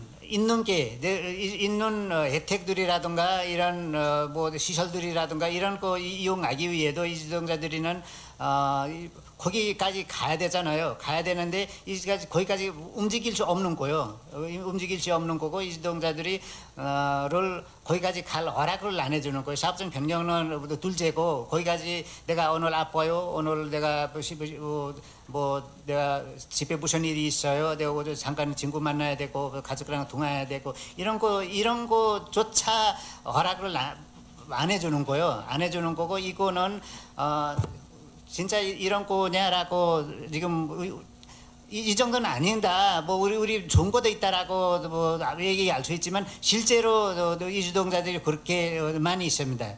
그런 상황에서 저희는 이주동자들이 많이 있고 그래서 같은 사회의 구성원으로 생각하지 않으면 이런 문제들이 거의 해결할 수 없고 이주동자 저 어디 가서 얘기를 합니다. 진짜 이주동자들 아빠도 이주동자들이 의사는 병원에서 치료받는 사람이 치료를 해주는 의사 아니고 사업주 의사라고 저를 많이 얘기합니다. 왜냐하면 이주동자들이 아프면 계속해서 아픈데 사업주가 믿어주지 않으면 이렇게 아픈 게 되지 않습니다. 개병이 되고 아니면 뭐 다른 데 가고 싶어서 또 오늘 뭐 일하기 싫어서 쉬고 싶어서 이런 식으로 얘기를 합니다. 거기서 치료받기 위해도 안 보내줍니다. 이런 식으로 지금 이런 경우가 많이 있습니다. 그래서 노동 환경 또 숙소 환경 그런 곳이 있습니다. 그렇기 때문에 아침에 건강하게 아침에 정신 멀쩡한 상태에서 출근해야 되는데 그것도 못하고 숙소 상황이 아주 어려웠기 때문에 그래서 그런 거에서 이주동자들의 이게 심리 상태, 이게 건강 상태 악화될 수밖에 없습니다. 이주동자들이 한국이라는 나라 이주동자 선호도의 1위예요, 1위. 왜냐하면 최저임금은 없고 또 선진국에 진입했다라고 하고 여러 가지로 한국인들도 가서 홍보하고 여기 한국에 가면 돈 많이 벌 수 있다라는 게 그런 게 돼 있어요. 돼 있는데 자살률이 이 중에 제일 네팔 이주동자들이 많지만 제일 많이 이주동자들이 여기 있지만 자살도 제일 많이 해요. 왜냐하면 아마 10배, 5배, 9배, 10배 이상이 임금이 받아요, 네팔보다. 그래도 왜 여기 사망하냐라는 게 이렇게 놀라면서 사람들이 물어보는 게 있는데 이게는 다 아까도 얘기했지만 실망도 그만큼 기대했기 때문에 사람들이 기대에 미치면 실망하는 거잖아요. 그래서 기대를 그만큼 했기 때문에 근데 여기는 아주 다른 세계로 이주동자들의 상황이 들어가 있기 때문에 그런 거 있어서 네팔이 1위고 지금 뭐 2007년부터 우리 기록이 야기 시작했는데 그 전에는 여기 한국에 대사관이 없어서 그 이후부터 기록하기 시작했는데 지금 70명 이상이 이주동자들이 자살했고요. 이거 줄어들지 않을 것 같아요. 줄어들지 않을 것 같고 계속해서 이게 늘어날 수밖에 없는 것 같습니다. 그 같고 그래서 우리는 이런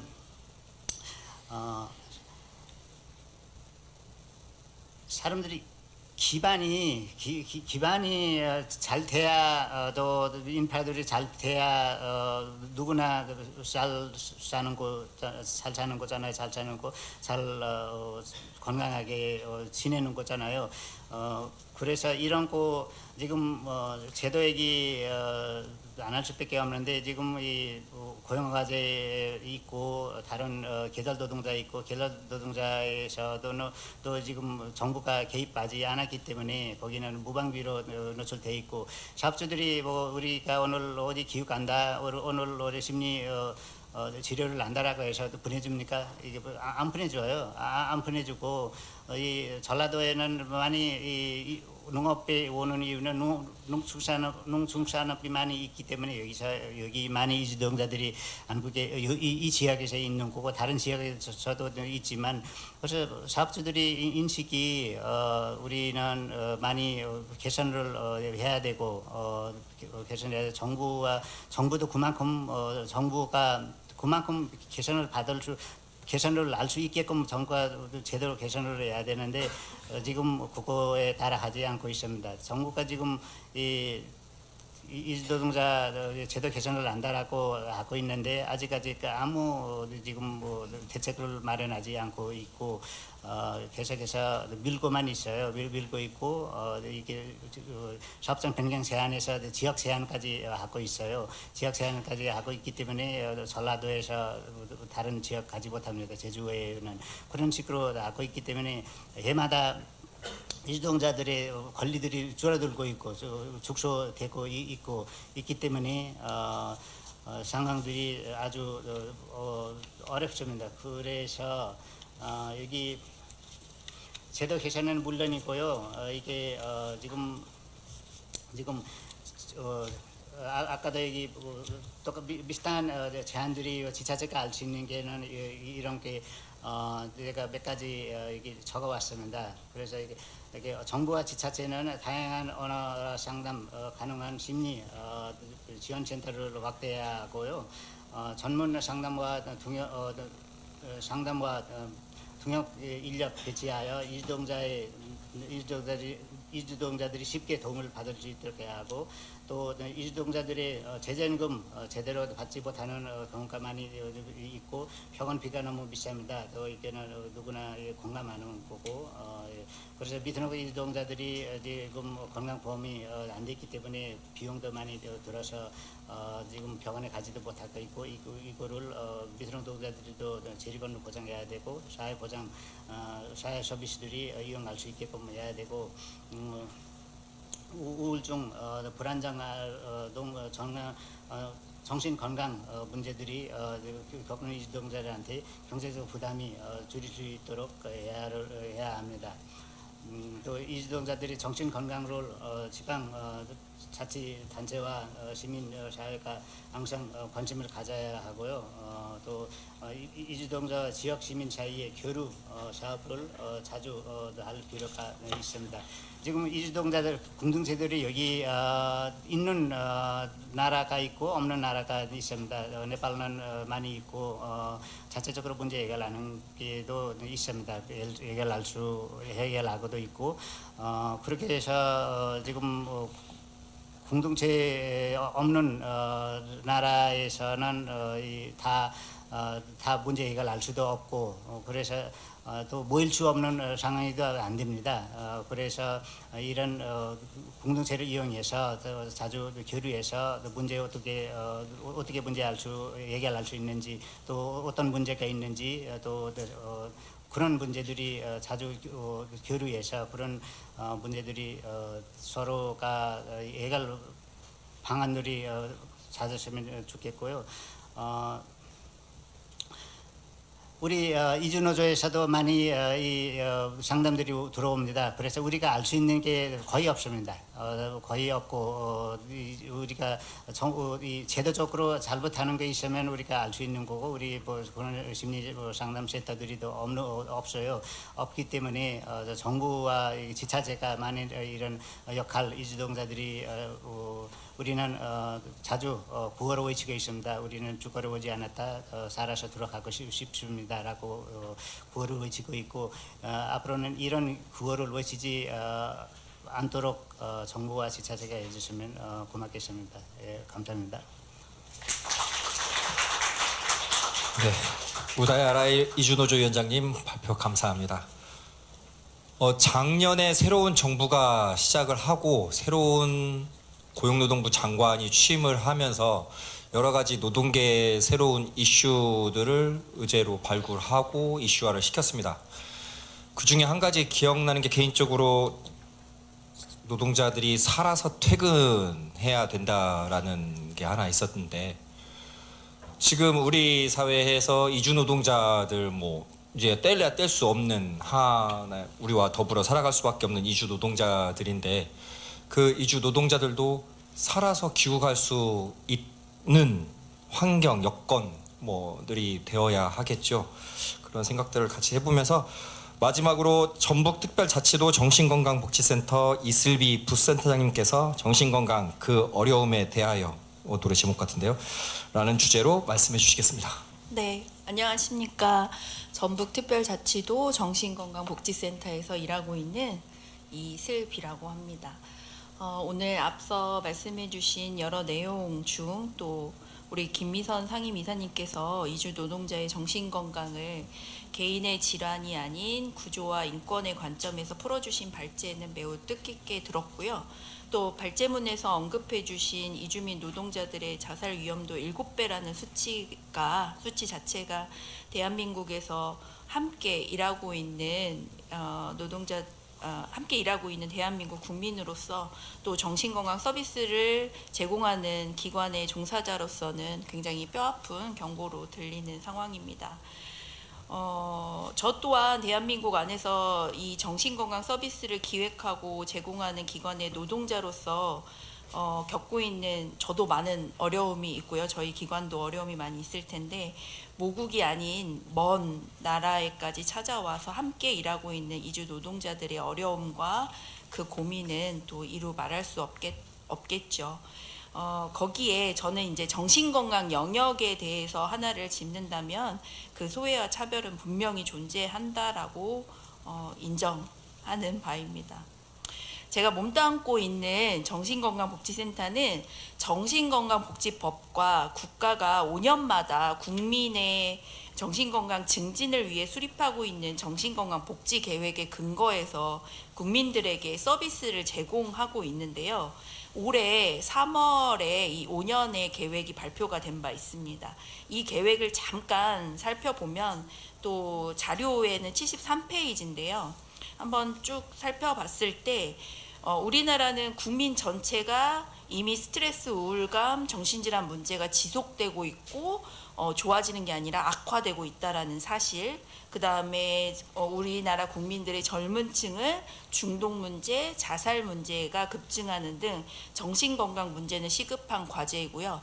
특히 이주 노동자의 자살을 얘기했었을 때 작년 한 해 자살로 우리나라에서 생을 마감한 사람들의 숫자가 14,000명이 넘어가고 있고 이 수치는 OECD 국가에서 자살률 1위라는 불명예를 가지고 있는 수치이기도 합니다. 그에 따라서 여러 가지 사업들을 통해서 정신질환 진료비 지출도 늘어나고 있고 또 정신질환에 대한 사회적 비용은 늘어나고 있다라는 것도 같고요. 그런데 아까 보건복지부의 이주 노동자에 대한 의료 지원도 복지부가 협조 안 한다고 했는데요.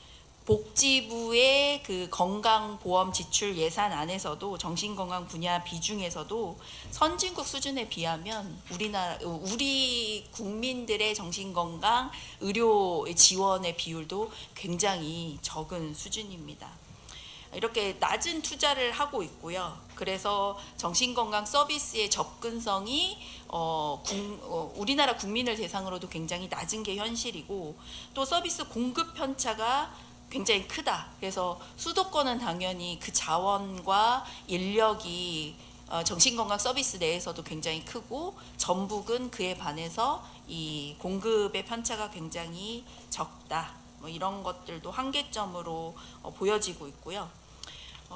74페이지 정도 보면 그래서 국가는 이 정신건강 문제를 예방과 치료와 회복의 단계로 나누어서 대책을 세우고 그에 따라서 이제 정신건강 서비스를 계획하고 제공을 하고 있습니다. 분명히 정신건강복지 사업의 성과도 분명히 존재를 합니다. 그런데 여전히 한계가 있다라는 부분이고 또 발전하고 있다라고 생각을 하고 있고요.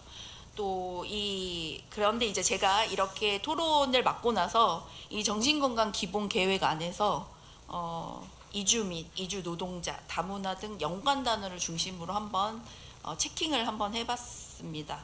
그런데 예상하신 대로 이런 부분에 대한 국가의 계획은 단 한 글자도 존재하지 않았고요. 좀 바꿔서 말하고 좀 불편하지만 우리나라 정신건강 서비스 전달 체계 안에서는 이주민 노동자나 근로자에 대한 정신건강 문제는 아직 관심의 정도가 없다고 봐도 과언이 아닐 것입니다. 또 하나는 이제 정신건강 중요성에 굉장히 같이 공감을 하면서도 제가 일하고 있는 정신건강 서비스를 제공하는 실무자 입장에서도 생각을 해볼 수밖에 없겠는데요. 앞서 말씀드렸듯이 국가가 더 발전할수록 국민의 정신건강 문제가 더 다양화되고 복잡해지고 있거든요.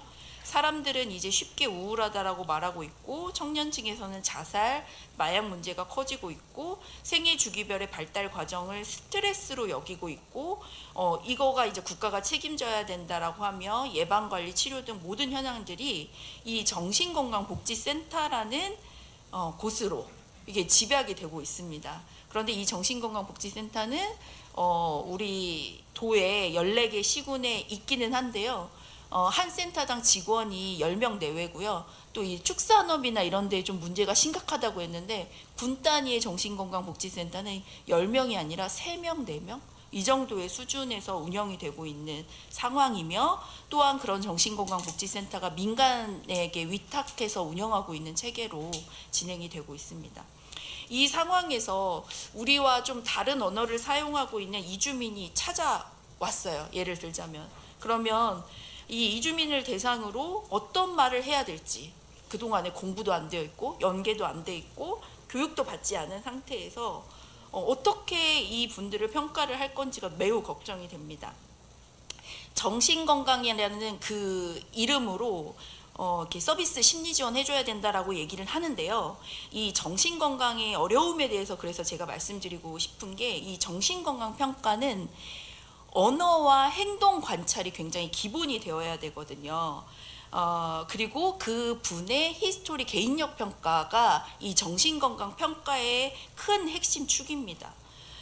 그런데 그러니까 거기서 겪게 되는 많은 장벽을 어떻게 해서 해소를 해서 민간 병원에 데리고 간다라고 칩니다. 그러면 이 민간 병원에서 이제 저도 민간 병원에 정신의료기관에 근무한 경험이 있었고 거기에서 이제 이주민을 입원시키는 과정을 저도 경험해 본 적이 있었는데 그러니까 아까 언어 장벽도 얘기가 여러 가지로 나왔는데 이 정신건강 문제는 그 대상자의 말과 행동에 기반을 두고 평가를 해야 되고 거기에 맞춘 약물 치료와 상담 치료가 돼야 되는데 약물 치료는 그래 어찌어찌 한다라고 본다면 그 다음에 대한 여러 가지 치료의 문제 그리고 아까 우리 발제에서 해주셨듯이 응급입원, 행정입원 이렇게 말씀해 주셨는데요.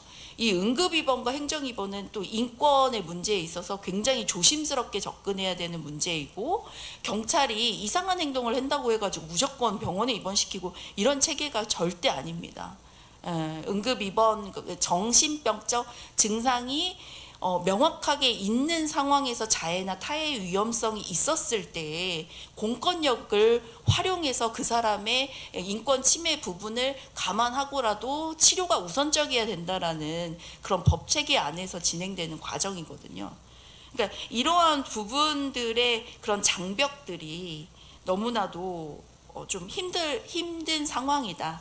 그리고 정신과에서 입원을 시키려고 할 때 어떤 민간 병원에서 건강보험에도 가입되어 있지 않은 이러한 그 상황에 놓인 대상자를 입원 치료를 시킬 수 있을까? 또 입원 치료를 한다 하더라도 앞서 말씀드린 약물 치료 이외에 어떠한 서비스를 더 의료적인 서비스를 제공할 수 있을까? 너무나도 한계점들이 좀 어렵고 마음이 아팠다라는 마음을 좀 말씀을 드리고 싶고요. 그래서 이주 노동자의 정신건강까지 이 정신건강복지센터에서 돌볼 여유가 있을까? 우리나라 국민의 그 응급입원, 행정입원 시키는 것도 단번에 되지 않거든요. 엄청난 시간과 노력과 이런 것들이 필요한 상황인데요. 그래서 저는 정신건강이라는 이름이 굉장히 어렵다 좀 설명을 드리고 싶고요. 이 정신건강은 신체 건강과 함께 인간이 인간다운 삶을 영위해 나가기 위한 필수 요소이고, 또 정신건강이 신체 건강과 함께 사회적 심리적으로 안녕한 상태로 말할 수 있는데, 이것이 잘 영위되지 않으면 이제 정신질환, 우울증 뭐 이렇게 병으로 깊어질 수 있기 때문에 예방과 좀 치료를 강조하는 사업들을 우선적으로 실시를 하고 있습니다.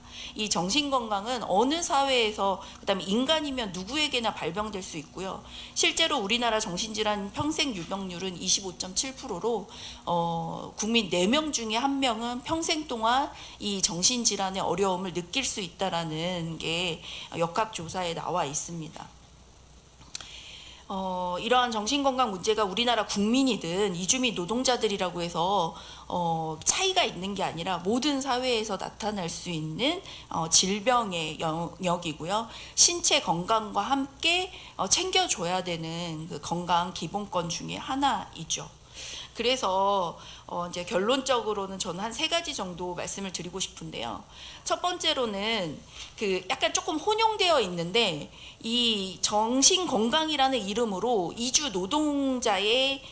이주민 노동자의 현실과 노동 환경의 개선 문제를 덮어서는 안 된다라고 말씀을 좀 드리고 싶습니다. 발제문에도 나와 있듯이 이주민 노동자들이 처한 여러 가지의 그 노동 문제, 어려운 문제들이 정신건강에 영향을 주고 있는 것도 사실이고, 그렇지만 또 반대로 말하면 그러한 문제들이 어느 정도 해결이 된다면 정신건강 문제도 조금은 나아질 수 있겠다. 그러니까 그냥 쉽게 심리 지원해서 이 정신건강 문제가 해결되는 부분은 결코 아니거든요. 그러니까 이러한 부분들에 대한 법적인 구조적인 해결이 있어야 된다. 정신건강을 이야기하기 전에 이주민 노동자의 아주 뼈아픈 현실 노동 환경에 대한 개선을 먼저 시켜야 된다라는 말씀을 저는 이 부분을 꼭 좀 더 드리고 싶고요. 그 다음에 두 번째는 정신건강 서비스의 유연성이 좀 필요하다라는 개념인데요. 아까 잠깐 말씀드렸듯이 정신건강복지센터에서 어찌어찌 의사소통하고 이분의 정신건강 평가를 해가지고 만약에 도움을 줄 수 있어서 치료를 받아야 된다라고 한다면, 이 부분에 있어서 가장 걸림돌은 언어와 그 다음에 건강보험이에요. 일반 민간 병원에서 이러한 부분이 해결되지 않으면 환자를 입원시키는 거가 굉장히 어렵거든요. 일반 병원하고는 다른 개념입니다. 정신과 병원은 법적인 보호자의 체계도 확인이 되어야 되고, 아까 말씀드린 그 응급입원, 행정입원, 이게 일반 병원에 입원시키는 거하고는 달라요. 예. 보호 의무자가 명확하게 우리나라 국민에서는 존재를 해야 되는데, 이게 이주민 노동자한테는 어떻게 적용이 될지, 이 부분이 저는 앞서 우수 사례처럼 경기도 지역에서 일어났던 긴급 지원에 관련된 사례들이 이 지역의 전라북도에도 연결이 되고, 이 촘촘한 네트워킹에 대한 체계가 필요할 거라고 생각이 들고요. 그리고 이제 마지막으로 3번째로서는 발제해 주신 내용에서도 말씀해 주셨습니다. 아주 좋은 사례이고요. 이주민 공동체를 활용한 당사자 중심의 지지망 구축은 굉장히 필요한 문제이다 라고 말씀드리고 싶습니다. 정신건강 서비스 현장에서 마주하는 가장 큰 장벽은 언어적인 한계이거든요. 그래서 이런 낯선 제도와 문화에 대해서 이주민들이 느끼는 심리적 거리감을 전문가의 개입도 중요하지만 이 위기 상황에서 도움을 줄 수 있는, 자신과 같은 언어와 문화를 공유할 수 있는 동료가 건네는 이 정서적 공감대나 이러한 부분들은 정신건강 심리 지원의 어떻게 보면 큰 핵심 축이 될 수도 있겠다라는 그런 의견을 좀 드리고 싶습니다. 그래서 지역 내 이주민 공동체의 리더들을 발굴해서 그분들을 우선 정신건강 게이트키퍼로 양성을 해서 이분들이 커뮤니티 내부에서 위기 신호를 알아챌 수 있고, 그러니까 다양하게 발굴할 수 있는 방법들을 좀 해보면 훨씬 이 부분에 안정적으로 정신건강 심리 지원을 할 수 있는 방안으로 발전되지 않을까 그렇게 좀 상상을 좀 해보고 싶습니다. 네, 그래서 저는 여기까지 말씀을 드리면서요. 이 우리 도도 이렇게 만날 수 있는 이주민 노동자분들이 굉장히 소중한 사회 구성원이라고 저도 생각을 합니다. 그분들이 없으면 또 우리 사회에서의 그 여러 가지 인력의 구성원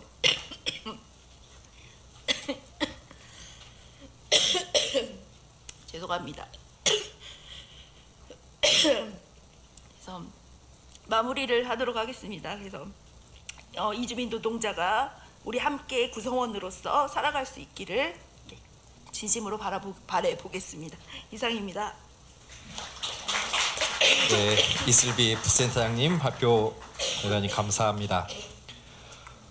정신건강복지센터, 정신건강복지법에 따라서라고 하면서 그 조항들의 시작을 국민으로 시작을 합니다. 그러다 보니까 당연히 국민과 국민이 아닌 외국인과의 또 구분이 될 수밖에 없고, 우리나라에서는 보면 굉장히 많은 영역에서 당연히 뭐 법과 조례 뭐 그런 것들이 기본이 되니까 국민을 많이 이렇게 규정을 하고 있고, 그로 시작을 하다 보면 외국인에 대한 차별이 생길 수밖에 없고, 보편적인 의무들, 특별히 세금 뭐 납부, 뭐 소득이 있는 곳에 세금이 내고 소비를 하면서도 세금을 내고 하는 것들은 굉장히 뭐 국민 외국인 따지지 않고 상당히 보편적으로 이루어지는데 반해서 어떤 권리가 부여되는 것들, 특별히 뭐 사회보장제도나 공공서비스 등등에 대해서는 국민이냐 국민이 아니냐에 따라서, 우리 뭐 이전에 코로나 때 지원금, 올해 있었던 뭐 고유가 피해 지원금 등등에 있어서도 국민이냐 국민이 아니냐에 따라서 차등이 발생하는 것들이 참 이주민, 외국인, 이주 노동자들에게 또 하나의 큰 벽이 되지 않을까 싶습니다. 마치기 전에 그래도 시간이 좀 남았으니까 오늘 이 자리에 그래도 다시 한번 발표하신 김미선 상임이사님과 세 분의 토론자님께 다시 한번 감사를 드리면서 상호간에 뭐 얘기하신 언급때 발표한 것들 중에서, 아니면 뭐 발표하신 분들끼리, 아니면 뭐 플로에 계신 분들이라도 뭐 질문을 하거나, 아니면 꼭 질문이 아니어도 뭐 발표하신 내용들에 대해서 뭐 코멘트를 하시거나 하시고 싶다고 하시면 그런 뭐 질의응답들이나 코멘트가 이루어지는 시간들을 잠깐 좀 가져보도록 하겠습니다. 예, 마이크 좀.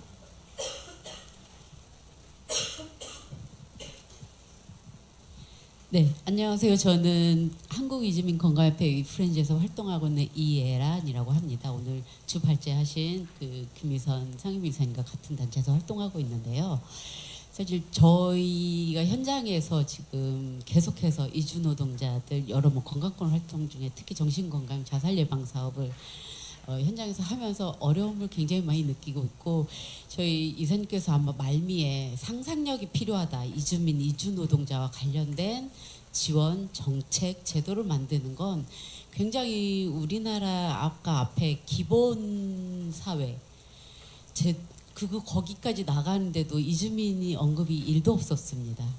아직은 우선순위는 내국인, 국민 이 단어 앞에 계속해서 다 말씀해 주셨는데, 특히 정신건강 영역은 더더군다나 상상력이 없으면 굉장히 그 이슬비 그 부세타원장님 말씀하신 대로 촘촘한 제도 정책 그 안에 이 사람들이 끼어들 여지가 굉장히 없습니다. 저희 이제 현장에서 느낀 건데, 그러니까 응급 입원 관련해서도 말씀하셨듯이 저희는 그 과정에서 이제 촘촘하고 뚫기 어려운 상황에서 어쨌든 사례가 발생하면 지원을 해야 되니까 계속해서 그거를 뚫고 어쨌든 지원을 하고 있는데, 그러니까 오늘 그 전북 특별자치도에서 이 인권옹호자 포럼, 특히 첫 번째 세션으로 이주 노동자 중에 심리 지원, 사실 이 주제를 갖고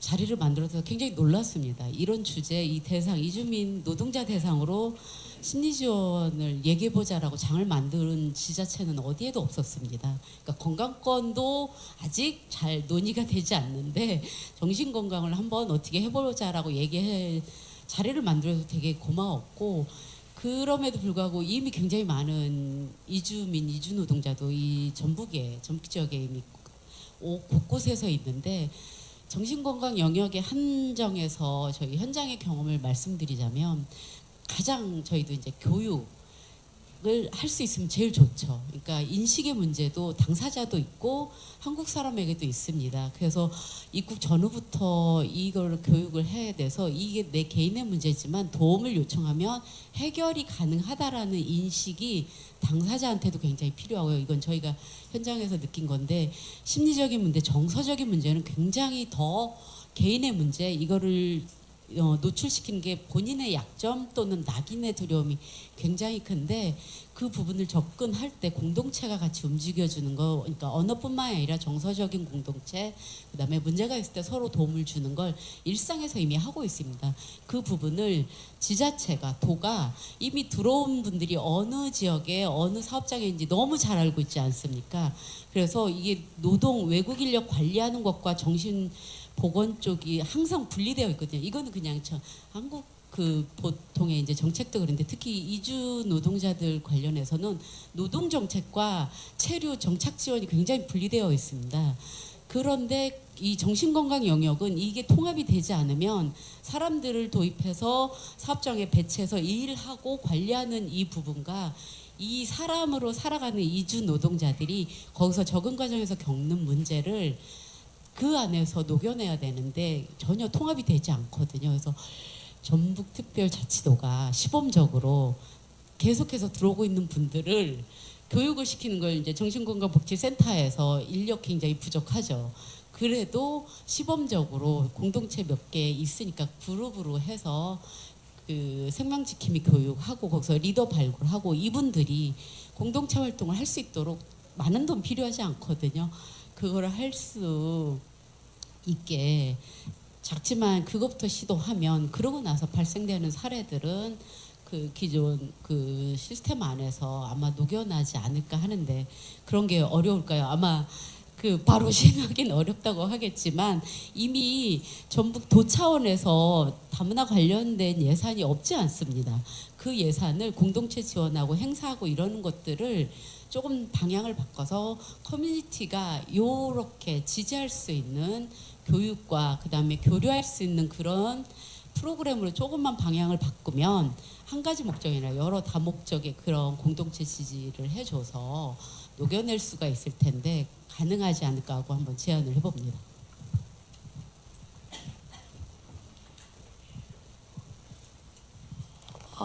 생명지킴이 교육은 이미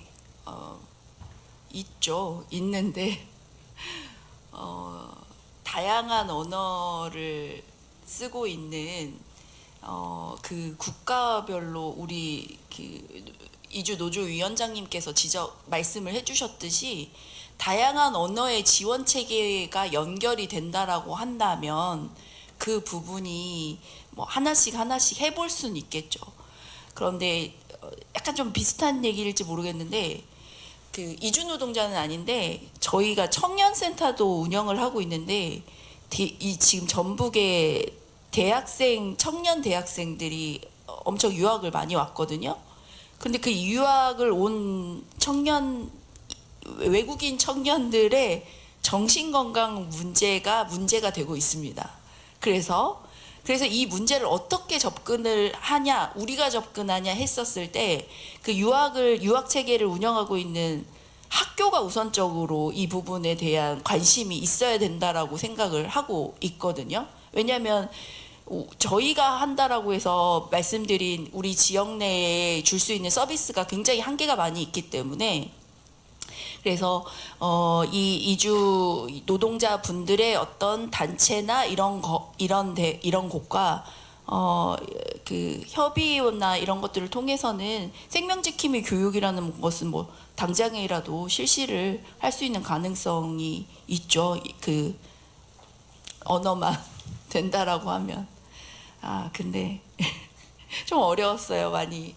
왜냐하면 이 정신건강 문제가 정신건강을 평가하는데 제가 계속 강조를 하고 있지만 이 정신병이 있는 분하고요, 이 노동환경이나 어려움 때문에 정서적 어려움을 느끼는 부분하고는 구분이 되어야 되거든. 구분이 좀 필요하거든요. 근데 이게 지금 계속 혼용되어 있어가지고 저도 어디에 초점을 맞춰서 말씀을 드려야 될지 이 부분이 조금 많이 어려운 상황이기는 합니다. 네, 그 앞에 얘기해 주신 분과 답변해 주신 거에다가 뭐 좀 제가 좀 첨언을 하자면, 감히 지금 뭐 여러 가지 발표하시는 분, 토론자분들 여러 가지 제안들을 해주시고 뭐 상상력을 펼치자 하고 했는데, 그게 물론 지금 당장에 뭐가 실현, 변화가 이루어질 수는 없겠죠. 하지만 그렇다라고 해서 뭐 실망하기보다, 뭐 그렇다고 해서 이런 목소리를 왜 내라고 하기보다는 지속적으로 이런 이야기들을 언급을 하고 우리가 밖으로 드러내고 하면서 조금씩 그 뭐 가랑비에 속옷 젖는 것다고 하는 것처럼 변화를 희망을 갖고 해보면, 이야기를 하면 좋을 것 같고, 더군다나 이번 포럼을 하면서 저는 딱 우리 이주민 분야뿐만이 아니라 여러 뭐 내일도 다른 분야들이 있지만 시기적으로 참 좋을 것 같다라는 생각이 듭니다. 정치적 발언은 아니지만 지방 정부들이 다 새로 이제 다음 달이면 새 지방 정권들이 다 바뀌어가지고 새로 시작을 하면서 새 임기를 시작을 하는 그 지자체장들에게 이러한 여러 가지 이야기들을 할 수 있을 것이고, 예산이 수반되는 것들 아시는 분들도 계시겠지만 지방에 지금 특히 우리 전라북도 같은 경우 포함해서 여러 가지 진짜 인구 감소, 지방 소멸 대응 기금 해가지고 엄청나게 나오는데, 그런 것들을 정말 제대로 잘 사용할 수 있게끔 또 감시도 하고 우리가 이런 이야기들도 하고 하면서 조금씩 변화의 시작이 되지 않을까라고 생각을 해봅니다. 이야기를 하다 보니 어떻게 이렇게 마무리하는 멘트가 돼버렸는데요. 그럼에도 불구하고 제가 말한 걸로 이렇게 마무리 지어버리면 안 되니까, 혹시 또 그래도 마지막에 코멘트 더 하시거나 하시고 싶은 분이 계실까요? 정신보건센터 부센터장님한테 학교에서 먼저 해야 되는 거 아니냐 말씀하셨는데, 학교에서는 안 할 가능성이 많고, 이제 전북 지역에 진짜 청년 유학생들의 문제가 있다라는 것을 종합적으로 좀 한번 조사하면 학교에 요청하는 게 저는 오히려 빠르다. 긁어부스럼 절대 안 만들 거고, 그리고 유학생 상담을 하다 보면 대부분 유학생들도 70% 정도가 미신고 취업 상태입니다. 그러니까 현대인의 핵심적인 마음의 병이 불안이라고 하잖아요. 근데 존재 불안이 가지는 어떤 그런 게 있어요. 제가 체불임금 받으러 온 유학생 진정서 내도 별일 없다고 1년을 설득해야 노동부 겨우 손잡고 가거든요. 혹시 진정하면 자기에게 비자 연장해야 되는데 안 되는 거 아니야. 학교에 심지어는 학교에 신고한다는 사업주들도 많아요. 근데 이제 그렇게 일상적으로 겪는 어떤 그런 것들을 누군가는 드러내고 누군가는 목소리 내고, 그래도 괜찮아, 신고해도 괜찮아, 우리가 함께 해줄게 라고 하는 목소리를 내지 않으면은 아무도 이거는 신경 안 쓸 겁니다. 왜? 많이 있다가 갈 거니까. 그러니까 존재하지 않는 사실들이 되죠. 그래서 저희랑 같이 도와드릴 테니까 언어의 장벽도 이주 노동 네트워크랑 같이 뭐 축사는 뭐 전라북도에서 좀 해주시고, 청년들 유학생들의 어떤 그런 부분은 우리가 이제 사실 인권 담당관실에 기대하는 바가 크지만 인력과 예산의 한계가 있기에 어쨌든 우리 같은 데가 먼저 나섰으면 좋겠다는 말씀 드리고, 우리 그 위프렌즈가 우리 친구다라는 말이고, 우리 위원장님이 똑같은 사람이다. 저는 여기에 정답이 있다고 봐요. 유학생이나 노동자나 진짜 우리는 똑같은 사람이다 라고 하는 게 저는 필요하다고 봅니다.